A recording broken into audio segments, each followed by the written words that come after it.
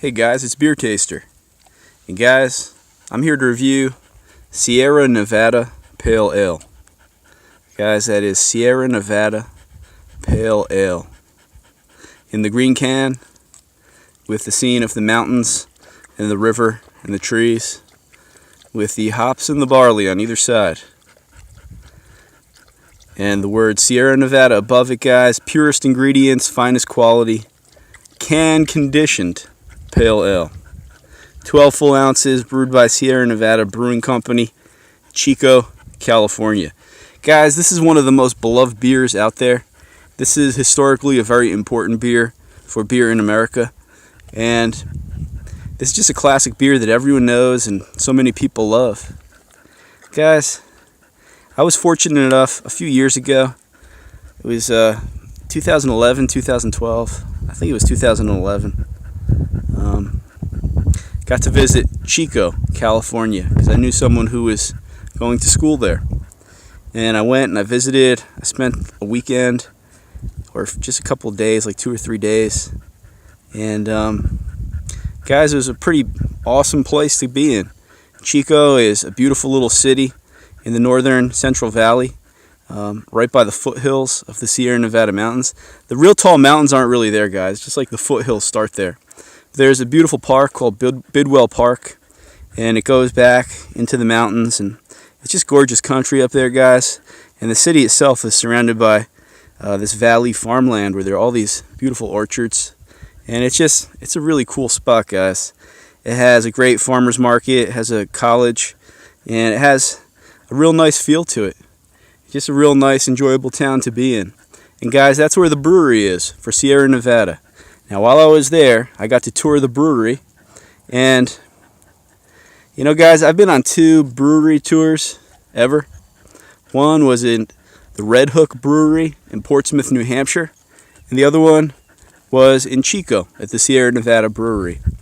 And guys, of the 2, I kind of preferred the Red Hook tour because it's a smaller place, it's a smaller brewery, and it's just had more of like a feel. I was really getting to know the people and know the brewery as I was there, and it was a lot more fun. It was shorter, and there was more of an emphasis just on tasting for free different varieties of beer that they made. It was cool. They gave you a little glass at the end of it. It was a nice time. Guys, Sierra Nevada is a much larger brewery than that, and you know, it just didn't have the same kind of feel to it. If I recall, I don't think there was any. If there was any tasting at the end, I don't really remember it. If there was, it was just maybe like one tiny little sip or something.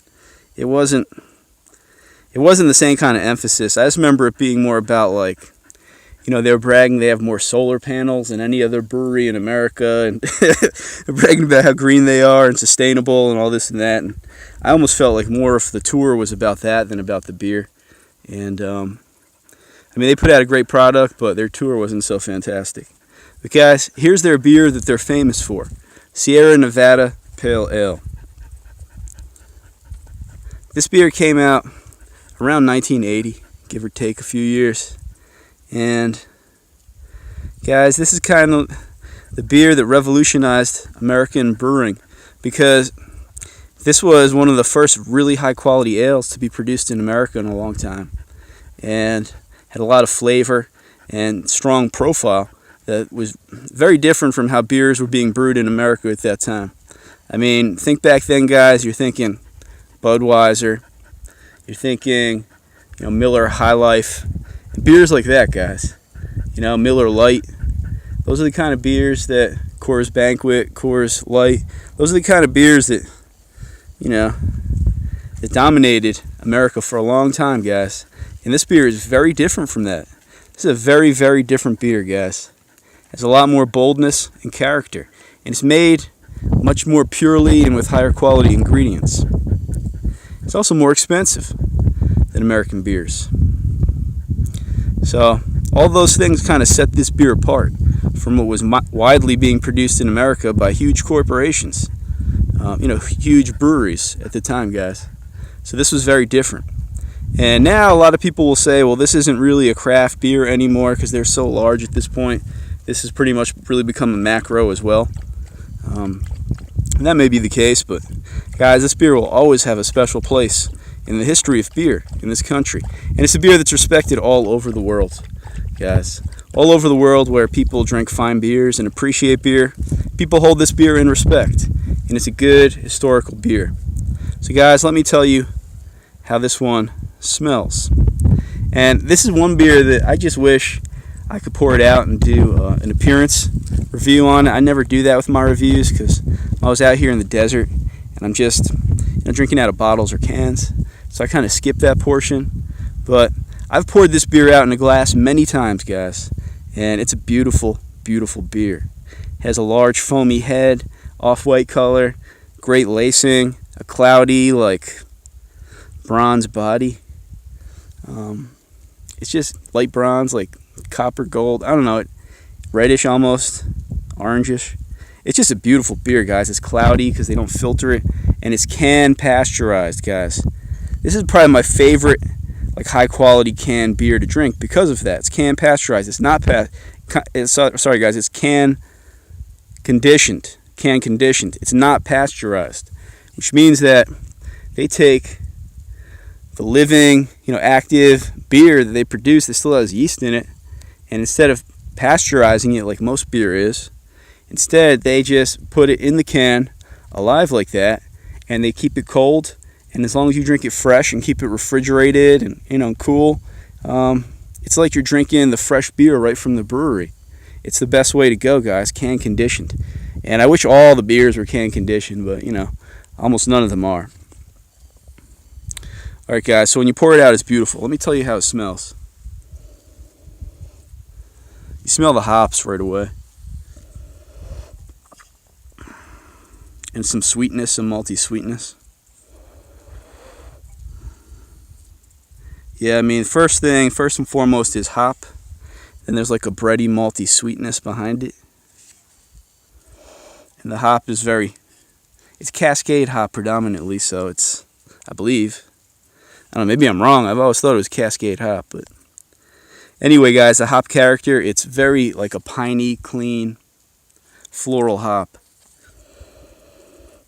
It's nice, guys. It's nice. There's also definitely a bitterness to this beer when you drink it. So that floral aroma from the pine is there. The pine hop aroma is there. And you taste the hops when you drink this beer, guys. Let me give it a taste.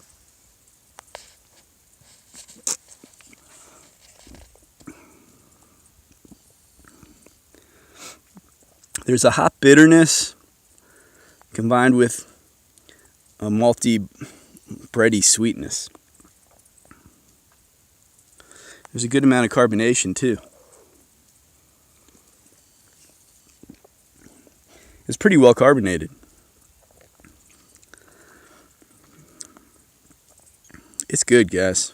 It's really good. Let me give it another taste.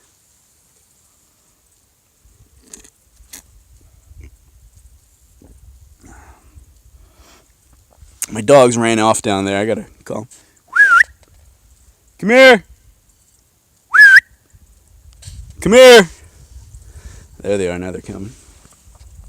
All right, guys. The taste. This. I got a 12-pack of this, guys, because it was on sale at my local grocery store. So the last few nights, I've drank one or two of these, and I don't recall the last few days of tasting that bitter. But right now, it's the daytime. I'm out in the hot sun out here in the desert, and it's tasting pretty heavy-bodied and bitter. But it may just be because I'm conditioned to drinking lighter beers out here. It's tasting real heavy and bitter. Let me taste it one more time.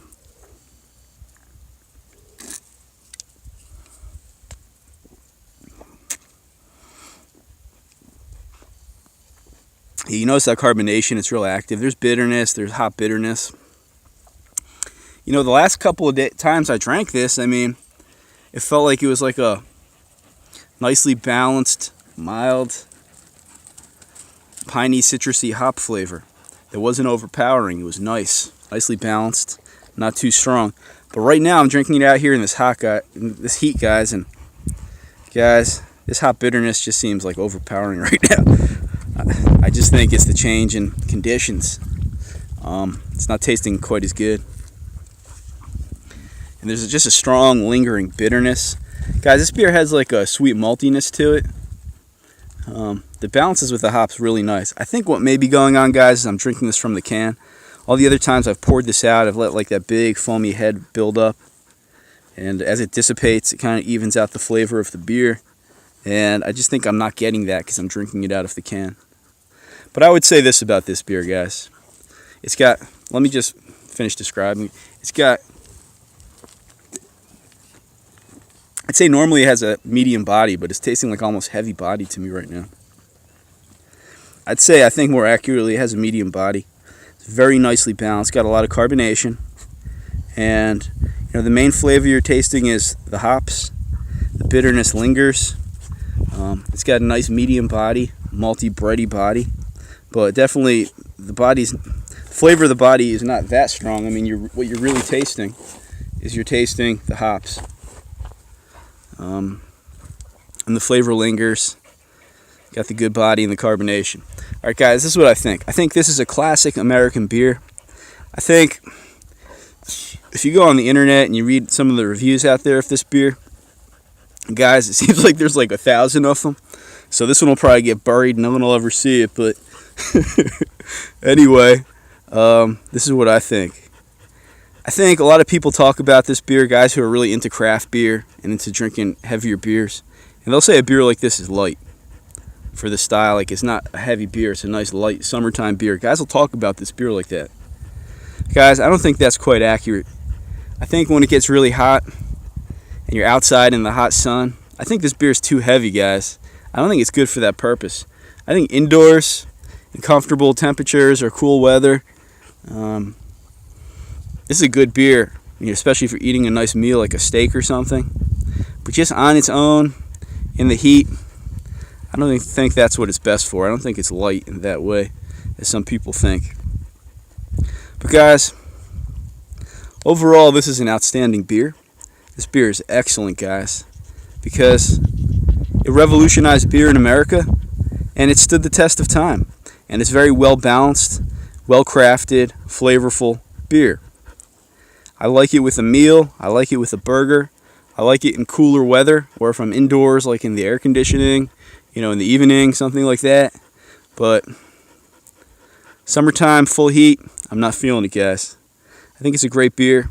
I think I'll give another review of this beer once the weather cools down in the winter. Maybe even pour it out and tell you what I think then, guys. But today it's not tasting the best, but overall it's a very good beer. Very important historically. And most of the time when you drink it, it's a great tasting beer, guys. So I would recommend it and say give it a try if you haven't, guys. It's Sierra Nevada. Leave me a comment. Tell me what you think, guys. Enjoy.